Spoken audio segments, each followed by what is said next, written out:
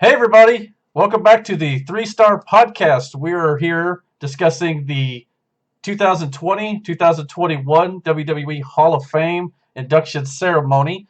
We thought we'd start off tonight maybe talking to Tony here. Now that we got him back on the stream, we're going to see if he wants to discuss a little bit of Monday Night Raw and give us his thoughts since he wasn't on the stream last night. My thoughts are hashtag fuck them birds. Well done. All right. Birds are trash. Birds are They really are.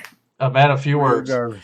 But hey, all right. So with that, we're going to move on Birds to is the trash, boy. yeah. We're going to move on to the induction ceremony, and we're going to go through each inductee individually. We're just going to kind of give our thoughts. Maybe discuss our favorite matches, stuff from their careers, what we really enjoyed, and we're going to start off. We'll kind of work our way up, kind of to the main event of each class. So I thought maybe we just start off with the Warrior Award. Titus O'Neil is receiving that this year, or last year, actually. Any thoughts? I mean, outside of wrestling, Titus does a lot for his community and everything else. So I mean, it's a fitting award for him. But I think the only real thing that stands out to me about Titus O'Neil is the Saudi Arabia show when he comes flying down that ring, bro. I mean, Sally. He was decent with primetime players. Mm-hmm. Oh yeah, I mean, they were tag champs for, if I remember it, quite a while before New Day started their streak. But I'm just saying though, the fun. Darren Young, that's the name. Yeah, Darren Young. Yeah, the most Black Cena. Yeah, Black Cena. Absolutely. But it is kind of sad that is going to be one of the things he's most remembered for is. What do you mean sad? He took that. Well, I mean, don't get me wrong. Yeah, he ran with that like a champ. That is sad. He's like the shock master of our generation. That's okay. Fair comparison. Very, very good. That's fair. I mean, I've also heard. I don't know if does he. I've heard somewhere that actually he is involved in catering in the back, and he's a great chef. Probably. I guess that's true. If so, all right, cool. But yeah, he definitely does a lot of good humanitarian stuff. What do you like? Father of the Year or something one year as well, stuff like that. So yeah, a Warrior Award is very fitting for him, I'd say.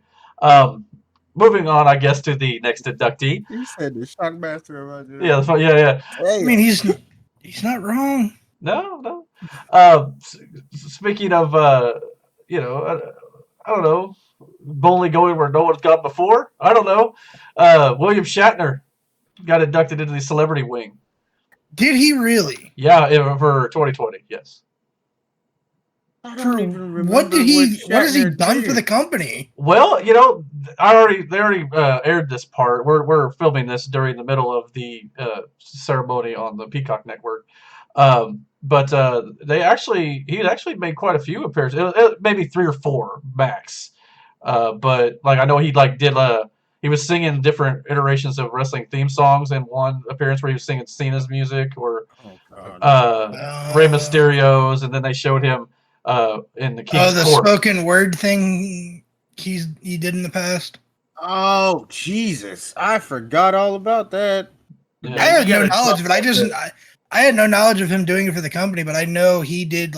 He would take songs and just do spoken word with them. Mm-hmm. Yeah, there's a video. It's Shawn Michaels, John Cena, and Triple H. Mm-hmm. Oh my!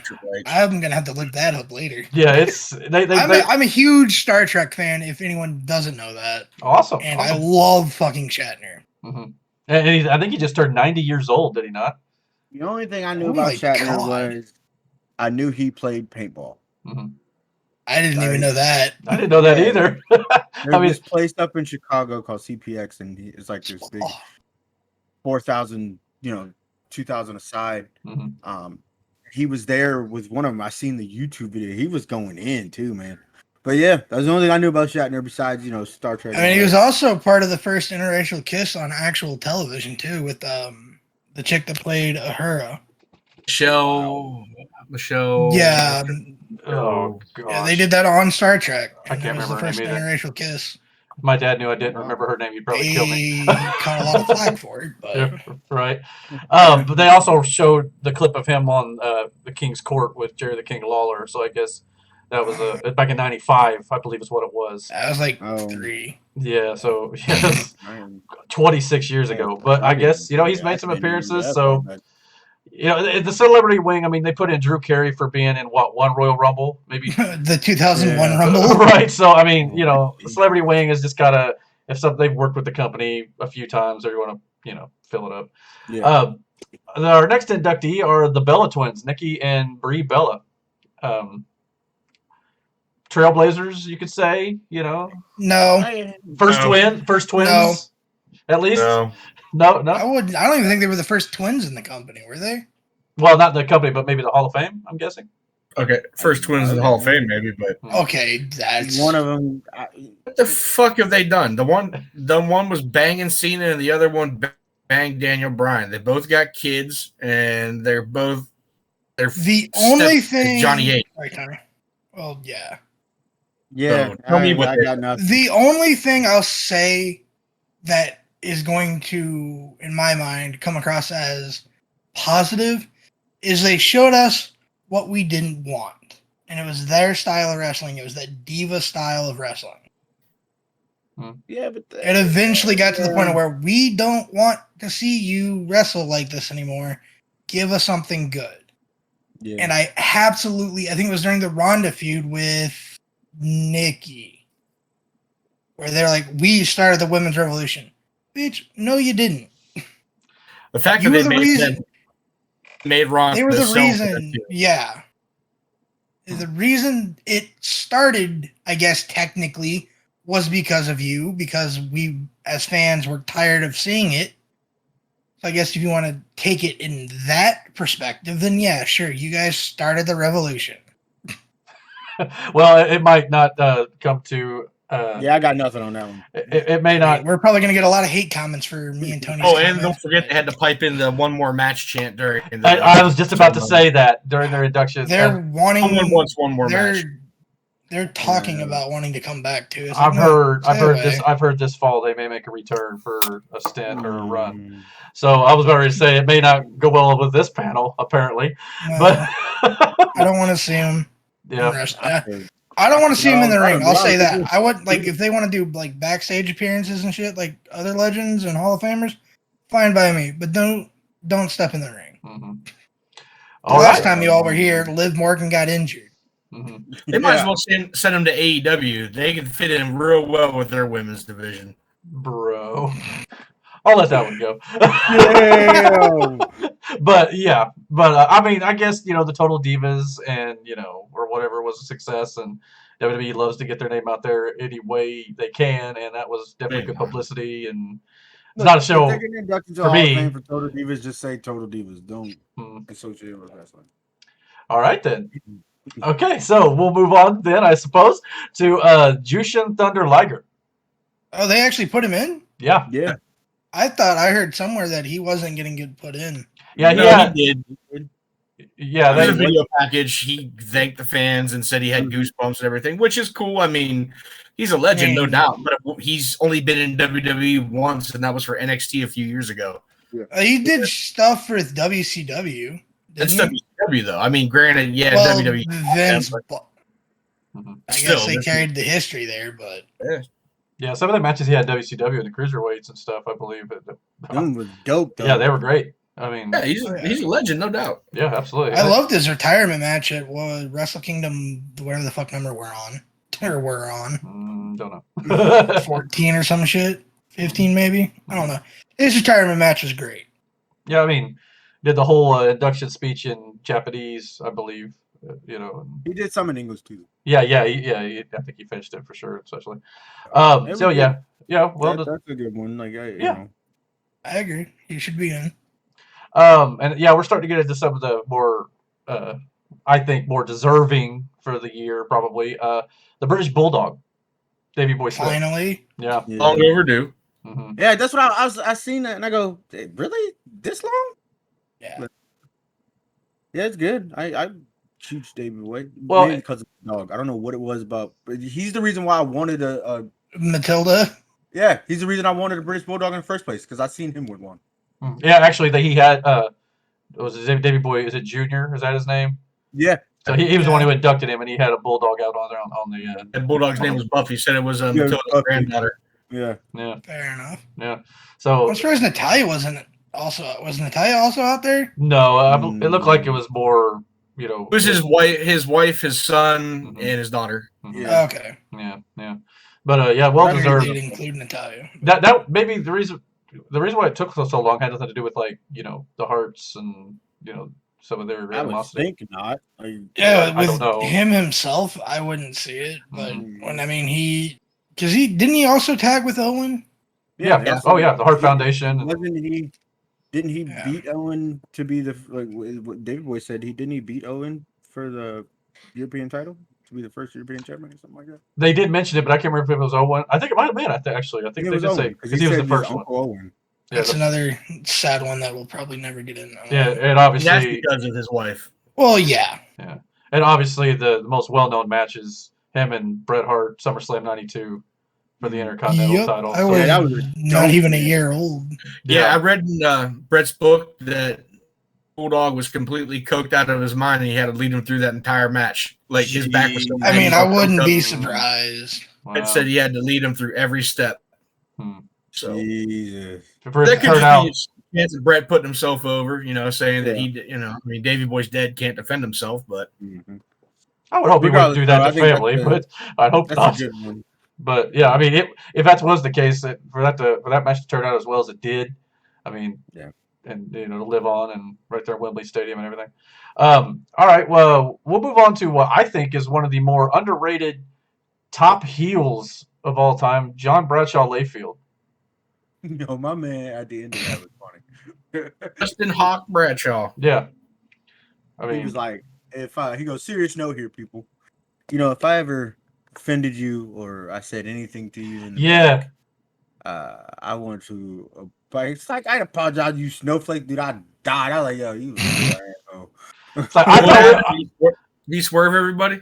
yeah. At the end of his speech, he said he got a serious face and everything when he started to do it, and then he was like, I'm just playing. I actually thought he might apologize, and I was like, nah, I should have known better.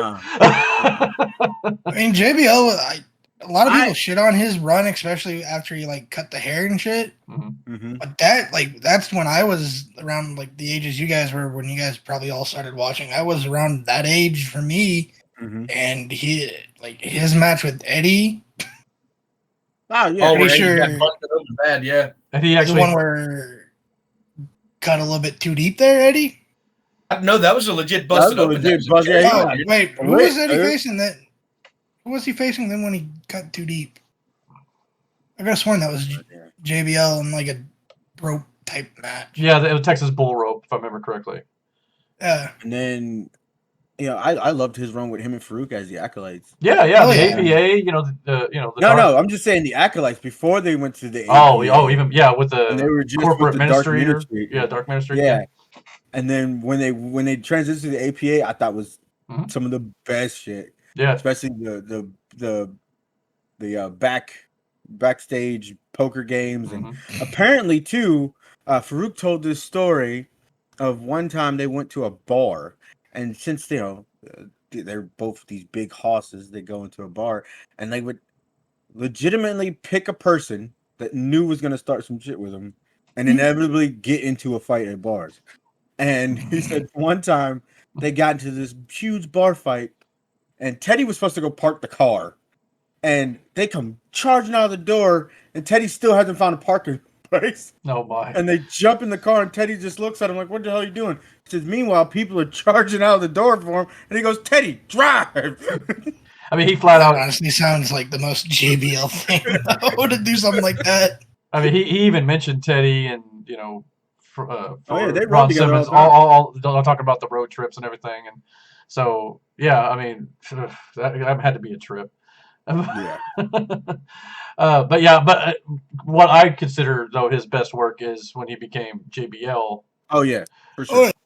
Clearly, his matches with Cena and Eddie Guerrero, which he even thanked in his speech as well, and some of that stuff. I just, back in 2005, that era, shit heel. Yeah, that era of 2004, 2005 SmackDown, when everything was just I thought was hot on And the I show. personally, I loved his finish. That clothesline. Yeah. Sorry if you guys hear a train in the background too. I can't stop that from happening. We can't hear it. No worries. I can't hear it. Yeah, don't worry about it. So yeah, but I mean, every time he hit the clothesline from hell, though, to the recipient usually ate it for sure. Yeah, you hate that, and that was Emma was mean as hell, boy, when he threw that. All right, moving on to the final inductee of 2020 was the New World Order. Kevin Nash, Scott Hall, Sean Waltman, and Hulk Hogan. Hollywood Hogan, I suppose. So I said my piece on that whole NWO thing at one point. I'm not sure exactly why Sean Waltman is included with the trio. I know he was a part of the NWO, but when most people think the NWO, they think Hall, Nash, and Hogan. Yeah. But I mean, I guess you can't get the entire group. You'd You'd be there all day. Everybody, the whole stage would be full of wrestlers. But I guess they're pretty close with Sean Waltman, the company, so I get it. But I mean, outside of when it first started in WCW, wasn't Waltman like the second or third member to join though? That may be true. Oh, he was the sixth because that's why they call him. Oh, sixth. That's right. Yeah, makes sense. Yeah. Okay, yeah. Put that a little on the nose there. They did, but fair enough. It's been a while. I've slept since then. but yeah, I was like 4 when that all went down. So everybody in the NWO, everybody was in the NWO. Everyone was in the NWO. If you were in WCW at some point, you were a part of the NWO, with the exception of a few wrestlers here and there, like maybe Ric Flair, Goldberg. Maybe I don't recall them being. No, Goldberg never was. I want to say, did Ric Flair? Nah. Flair was never an NWO member. I don't think Roddy. Well, Piper might have. I don't think he did. He had that icon shirt that looked like the NWO shirt, but I don't think Piper ever did. Maybe DDP too. No, DDP didn't. He swerved him at the end where he was going to join. Yeah. He ended up giving a diamond cutter to somebody. I can't remember. Scott Hall. Yeah, Hall. Yeah. Hall. Sounds right. Yep. Yeah, but I mean, the contributions to the business, though, at the time, Hogan turning heel was the big thing. It never happened before. Yeah, but I mean, at the same time, too, the only one that really did any contribution to the business, in my opinion, is Hogan. As much as, I hate the fact that, he was my childhood hero. He turned out to be a big piece of shit racist. But, I mean, really, what did Hall and Nash do besides shit on the business when they went out there and did the curtain call with Michaels and Hunter? I mean, look, I understand everybody, by now they know it's fake. By then they knew it was fake. Kayfabe really didn't exist. But when you did that, you just completely shit all over what provides for you and your family. And that, to me, is completely disrespectful. And that's why, in my opinion, ain't neither one of them worth the fucking plane they ride in on. Hogan, I'll give him a little more slack because he acted something for the business, but he's still a piece of shit, in my opinion. And 6, X-Pac, 1, 2, 3 Kid, Sean Waltman, whatever. I ain't got no cross words with him. He's doing better, getting himself better. That's cool. I mean, the biggest thing with like Nash and all that during the WCW NWO is the fucking finger poking doom. Yeah, that wasn't good. If I'm not mistaken, Nash was the fucking booker at that point. So yeah, and once they started doing that shit too, like it was. Well, that was Nash got his hands on booking it. That's when it really started to go. You can't say because Hogan also. Hogan threw his weight around. There's a lot of talent in WCW allowed to call their own shots in regards to their storylines and characters, which it's not really a good thing. I mean, I understand having input, that's good, but you got to have somebody kind of rein it in on them for. Yeah, but they also want you to have complete creative control. Yeah. Nobody should have of their and stuff. No. And then when they went to fucking TNA, they destroyed that whole. They did the exact same thing. Yeah, that was when TNA immediately started to go downhill. For sure. All right, well, that will do it for the 2020 Hall of Fame induction ceremony. Now we're going to move on to a little segment. We're going to try a little bit something different here. We might do every week once we start going weekly, if everybody seems to like it all right. A friend of mine that I used to work with is a big wrestling fan and apparently a loyal listener to this show already, even though we're still in our early stages here. He's decided to send in a wrestling fun fact and maybe even a trivia question every week for the panel here. I'm the only one who's going to know the answer because I'm the one who corresponds with him. But we're going to play this video, and we're going to let the panelists listen to it as well, and then they're going to discuss the fun fact and the trivia question, see if they can come up with the right answer. So check this out. Hello everyone, my name is Mike, and I have been tasked by Eric from the 3-Star Podcast to be your official wrestling fun fact guy. Now, I have been watching wrestling since I was like 4 years old, starting with Dick the Bruiser and the old Indianapolis wrestling organization called the WWE. And I have watched the World Wrestling Federation, now World Wrestling Entertainment, since around 1984. And I feel like I am a wealth of knowledge. Now, I'm not saying I'm all-knowing. If I give you a fun fact that you want to dispute and can prove that it is incorrect, I more than welcome it. Now, with it being WrestleMania week, your fun fact will involve Daniel Bryan and his career at WrestleMania, with him challenging for the Universal title this coming Sunday, I believe is the day that his match will be. Did you know that Daniel Bryan will be competing now in his 8th WrestleMania and his 9th WrestleMania match? Remember, he wrestled twice at 30. Did you know that he is the only man who has ever been successful in a world title match, an intercontinental title match, and a world tag team title match at Mania? Look it up. It's true. He won the world title at 30, was successful in defending the tag titles at 29, and won the intercontinental title at 31. Now for a quick trivia before I go. Eric will know the answer to this, and the other two members of the panel, or however many members there might be, can debate and see if they can come up with the answer. Who is the only man to ever successfully defend a championship at WrestleMania? And by successfully defend, I mean actually won and did not retain by a DQ or a countout. Hope you all have a wonderful WrestleMania week, and thank you for watching. Okay, so that was my friend Mike with doing a great job with the fun fact and the trivia question. I do want to clarify, though, for the panelists before they answer, he meant to say who is the first man to successfully defend their title at a WrestleMania. So, without Googling the answer, who do you guys think it is? Any clue? Ultimate Warrior. A singles match or a tag match, right? It's just the first successful title defense. Well, yeah, but title defense. I'll give you a hint, though. It is a single. It is a single. Yes. Warrior. I have no clue. Oh, you got to go. You got to think back, man. You got to go because this is all of WrestleMania. All of the entire history, yeah. Oh, Jesus. So it'd be the first WrestleMania that had a winning. Fuck. Yeah, successfully defend, not winning the title, defending the title. God. Does it have to be a man?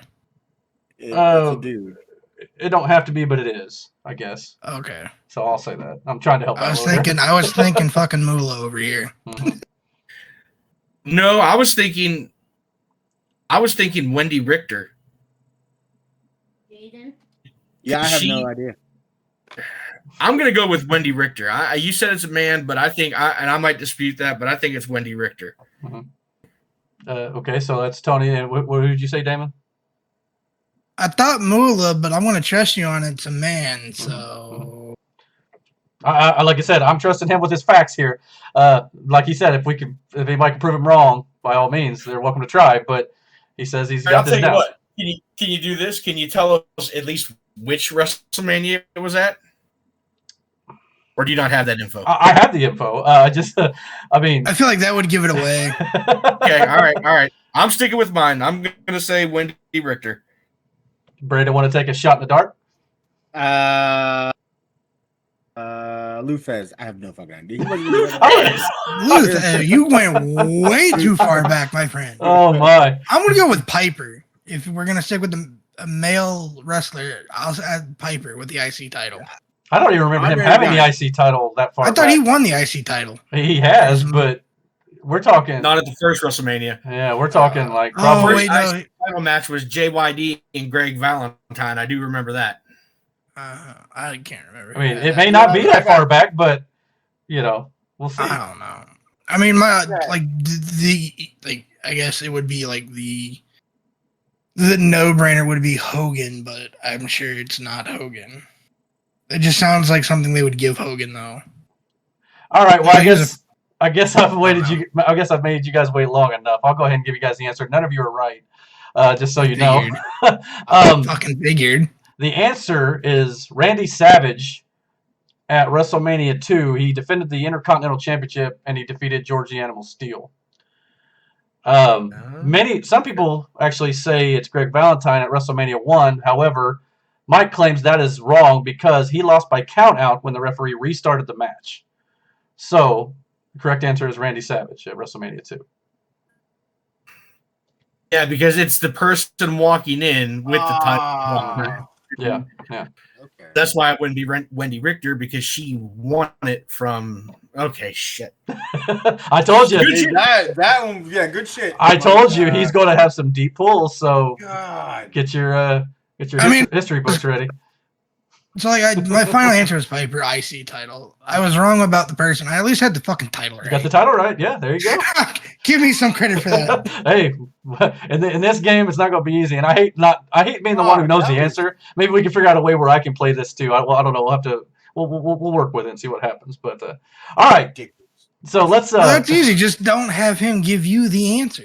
Well, we've got to be able to. Know the answer. Somebody's got to know. Yeah. So otherwise we can't. Okay, fair enough. Yeah. But we'll see what we can do. But anyway, that was cool. That was a lot of fun. That's ridiculous. All right, let's move on to the 2021 Hall of Fame induction class.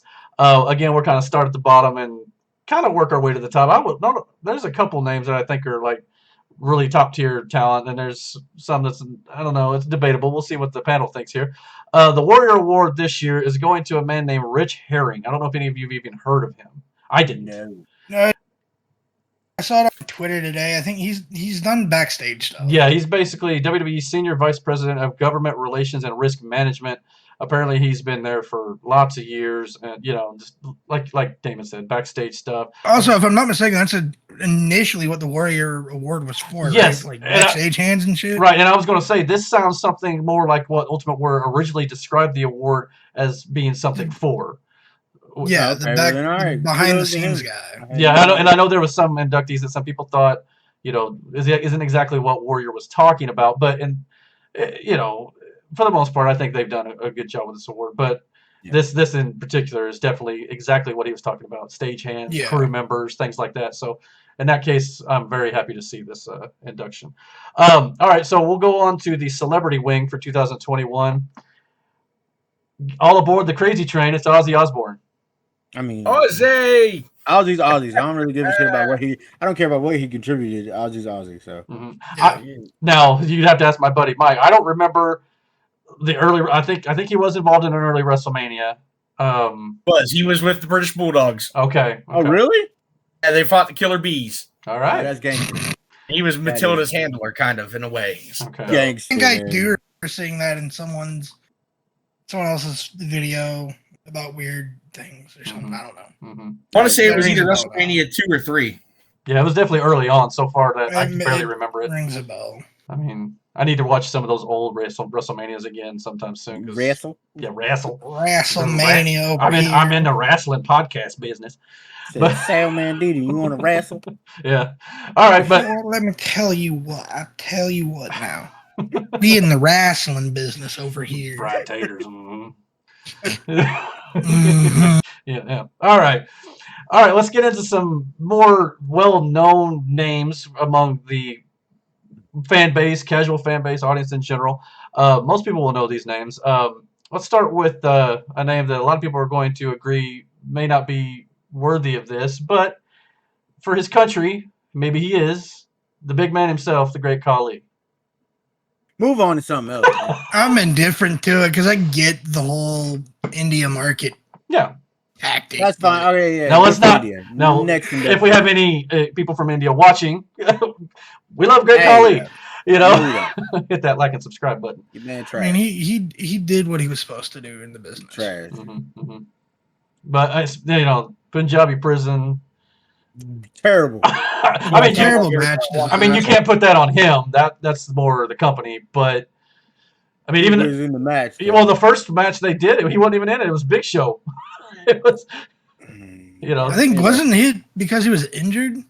something like that. I can't remember the reason exactly why he was able to participate. Dumb match. It's a dumb match concept. Tony, He's back in India because I believe he killed somebody here in the States while he was training them.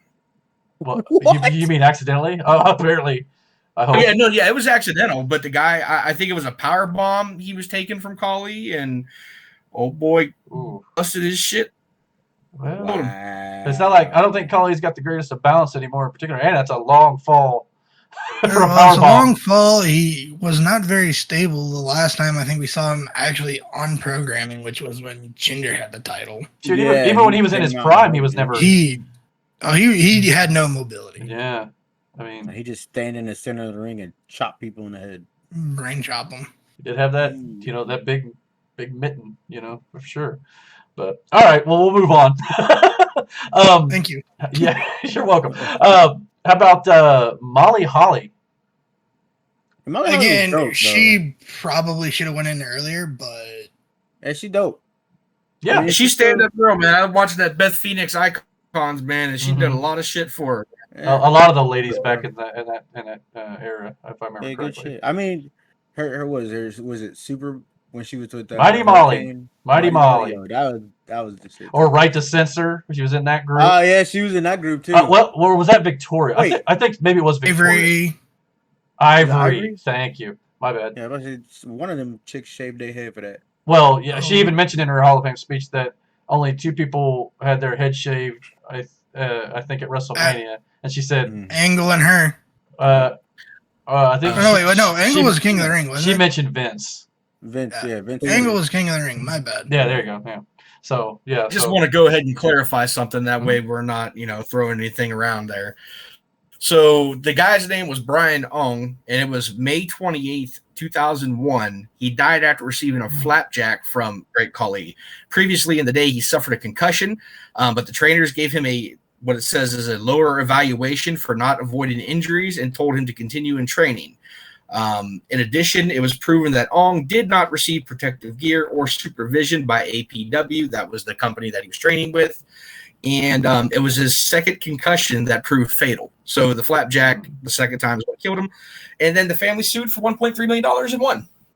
Sued Paulie? Yeah. Well, I mean, see, to me, that's like, okay, he took the flapjack from Great Khali, but was that necessarily Khali's fault that he got? I mean, maybe that he got the concussion, but he didn't know it was going to kill him. But that was the second concussion, though. There was, and they're saying it was proven that the second concussion from the flapjack is what did him in. But they should have stepped in earlier when he got the first one and said, "Hey, no, sit down, not keep going." That's on the medical team. It's on the promoter, on the promotion more than it would be the performer, in my opinion. Whoever is in charge. You said this is clear back in 2001, though. May 28th, 2000. Man, that must have been a long trial or something because he performed many times since then. Oh yeah, true. Yeah, that's true. Wow. All right. Well, any more thoughts on Molly Holly before we move forward? No. I mean, she deserves it. Yeah. Oh, yeah. You want to talk about somebody who was a trailblazer and started it was like her. It been her and a couple other girls. Her, Ivory, Victoria, Trish Jazz, even. But they were still in that whole diva era, so to speak, and they were in the Trish getting on all fours and barking like a dog era. Yeah, and they were having started with the Glow era. Ivory's been around for a hot second, so yeah. And Jazz too. Jazz has been around for a hot minute too. Yeah. Definitely well deserved. Yeah. My most memory of her, or most memorable memories of her, is like the was the hardcore title she won. Because they were like, did she get it off her Crash? Yeah. And I guess debuted with the Hollies in general, hence the name. But yeah, so very well deserved. See, I didn't know that. Yeah, she's with the Hollies. Bob and Crash. I know Bob and Crash. I didn't know Molly debuted with them. Well, I don't know if she debuted with them, but she ended up being with them, and that's how she got. And never got to the Holly. Okay. Yeah. Hey, then something new every day. Yeah. All right. How about the former WCW promoter Eric Bischoff? Promoter / creative. I don't know. Whatever you want to. See, I don't get this, but I guess at the same time, if Vince can forgive some of the folks that he's forgiven, why not forgive the cat that tried to put you out of business and damn near did? I mean, Vince did get the last laugh, so it is what it is. But I mean, you can't say that Eric didn't contribute. So yeah, cool. I mean, Good. Eric contributed in a huge way because the Monday Night Wars was going heavily towards WCW, and it tends to go, all right, let's step it up. Yeah, change it And up they a did bit. that. Yeah. And then when he finally did come to WWE as Raw general manager, I thought he was good as a general manager there. I liked him as the GM. Because when he came out, it was real shock value because it was again. That first time he came out. Oh, and then he hugged Vince. Yeah. Mm-hmm. Or Vince hugged him or whatever. But yeah, that was I mean, again, that's at the time for that. There's a fucking skunk outside my window. I don't even want to talk about the ones around here. Is there some sort of correlation between Skunk and Eric Bischoff? There is back in the day, but I mean, but 20-some years ago with WCW, he was one of the most powerful names in the business. At the time he just went crazy with the shit, and then ultimately it led to their downfall. Just sinking ship at that point. But also in podcasting as well, right? Yeah, he does have a good podcast though. Mm-hmm. Yeah, so no cap. So very well deserved as well. I think despite what might have gone on in the past or whatever, but it's good to see WWE still welcome him for despite all that. The next inductee is the guy I just watched his induction speech too, was Rob Van Dam, the whole effing show. Yo, okay. So I remember when I first saw an ECW pay-per-view, we had talked, me and my buddy TJ talked to his grandpa because we wouldn't do it at his mom's house. We went to his grandpa's house and we talked him into buying it was a Heat Wave. I can't remember when it was though. Anyway, it was Rob Van Dam was on there, and who was the dude that was with him that always blew that damn whistle? What was his? Fonzie. Yeah, he's doing. They're cutting a promo, and then I remember because TJ's grandpa was sitting over here, and we're watching this, and he goes, "The whole fucking show," and I went, "Oh." His grandpa was like, "What did he just say?" But yeah, Rob Van Dam for me. I mean, I used to love Rob Van Dam. Back in ECW, and then he was one of those guys when they got to WWE or when WWE bought ECW that stood out above a lot of the other guys. Yeah, to me, I didn't know who he was until he got to WWE. I didn't follow ECW as much as most. Trash. Yeah, well, sorry, I try, but so yeah, I mean, I thought he had a great career, and I loved all the stuff I know the invasion angle wasn't necessarily done the best, but I thought he was a highlight to some degree. Mm-hmm. Speaking of highlight, though, he even said during his induction speech, and I quote, "I don't know of a better high than giving a 5-star frog splash. ... Seems like I would know." So Jesus. Yeah, so I thought that was a funny quote that he had there. It was like the last couple of years. He was when I don't even know if they still do it, but like he was with Impact, and I don't know what the fuck his character was, but apparently he bloated is what it was. He just that hot tub scene though, bruh. Got either Impact entirely or just him himself just yeeted off of Twitch. Yeah. Wow. His old lady that was like in this hot tub or some shit, and the way the camera was, she moved, and either some of the suds or whatever just came off the front of her. I was like, "Yo!" That immediate ban off of Twitch. It was like, "We're done here." And TNA or Impact aired it.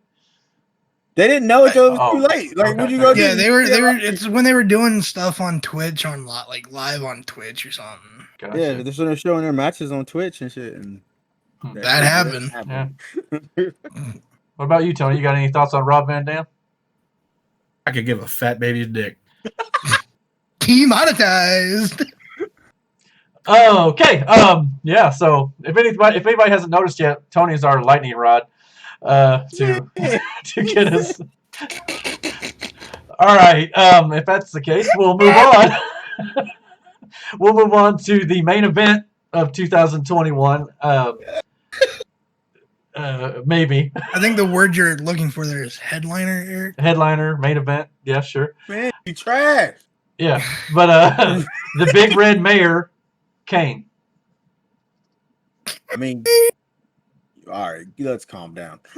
I tried. AKA Fake Diesel, AKA Isaac Yankum, AKA the Unabomber and Smoky Mountain. Yeah, Kane. Wait, he was legit called the Unabomber? Yeah, in Smoky Mountain for Jim Cornette. I didn't know that either. No idea. No clue. Yeah, Undertaker came down. Corny had him do a match with Taker. Taker vouched for him that day, and that's when they started getting him ready to come up to the defend. Man. But I do remember Isaac Yankum because I was like, yo, Mhm. no, thank you. Yeah. If I walk Jerry into a Lawler's dentist personal office- dentist.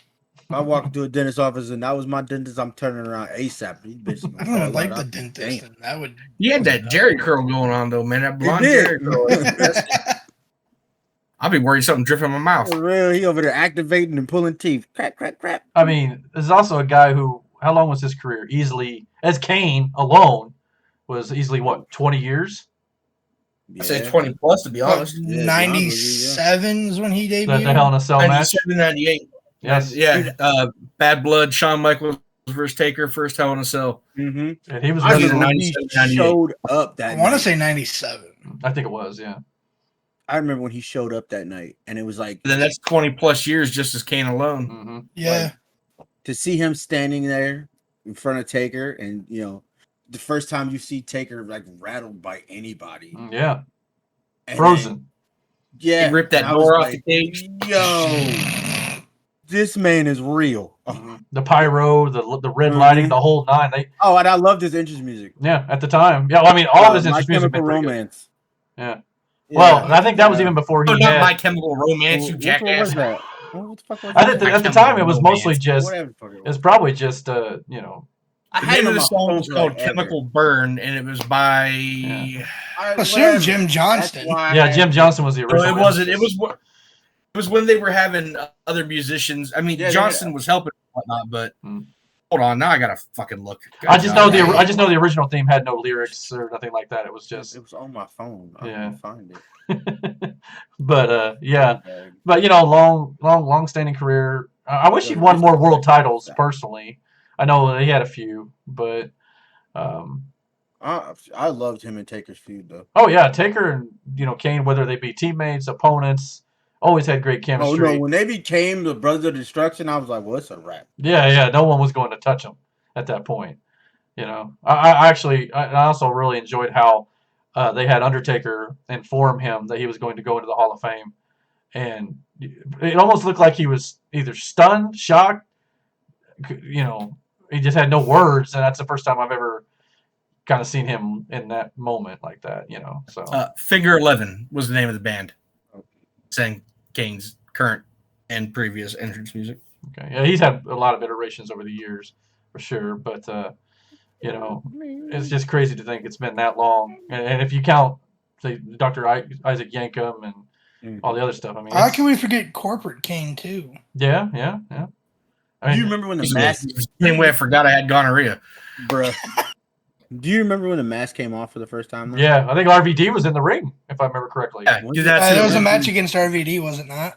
Might have been. Yes, it was. Man. And he turned around. And see, He had like. He turned around and that fucking makeup was running down his face. And- Yeah, that shit was pretty good. Did he still have hair he at should that have point? looked what Bray Wyatt looks like now. That's what Kane should have looked like when he took the fucking mask off. Oh man, They didn't have the technology though. It's just couldn't special. It's rebuild it. makeup, man. It's just makeup. But his I know, hairline I was like know. all the way back here. yeah. Oh yeah, he had. His hairline was back, bro. I mean, how could Like you also somebody- forget the shit with Lita and Snitsky as a career? We can't forget that shit. There's a lot of things. Yeah, that's when My that was God. during the time I was first started to watch, so that's why. Who needs that's Planned in my head. Parenthood when you got Snitsky? Yeah, there you go. No my. Oh, Just hand that man a steel chair, he'll take care of it. Legitimate? You think Heidenreich will get inducted into the Hall of Fame at some point? Hey, at some point they're gonna run out of names. If they induct him, they gotta have Michael Cole do the induction. I mean, at some point they're going to run out of names, right? They're going to have to. We just drop down the B-list stars? I mean, you're. Are we not already there? Great Khali. I mean, Yeah, I know he's a Shaq former Thorne world headlining. champion, but Yeah, but he's not headlining either. no, he's not headlining. I suppose. The day Heidenreich headlines, I'm done.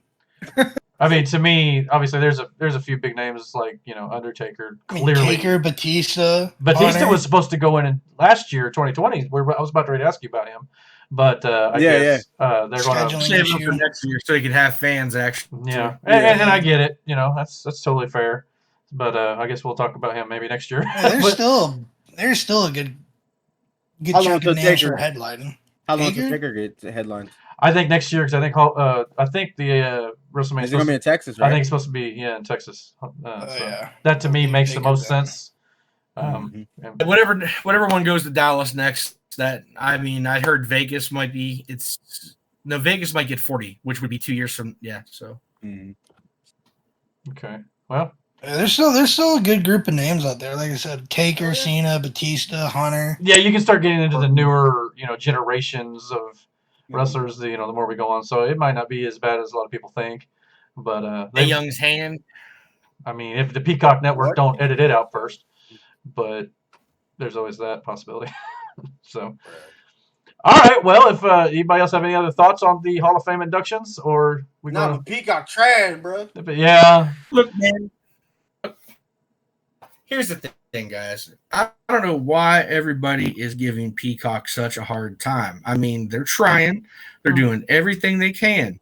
You got to give him some time, man. You're right. Oh, yeah, You're yeah. right, It is still fresh. I jumped the gun on that. My bad, Peacock. On some real shit. My fault. You know what I'm saying? I was being. You should apologize, because who knows? Maybe maybe Peacock might be a sponsor for us one day. Yeah, let me hold tight on that, Peacock. My bad, fam. 100. Hey, Look, man. Wise man once said, "Give the cock time to grow and see what happens."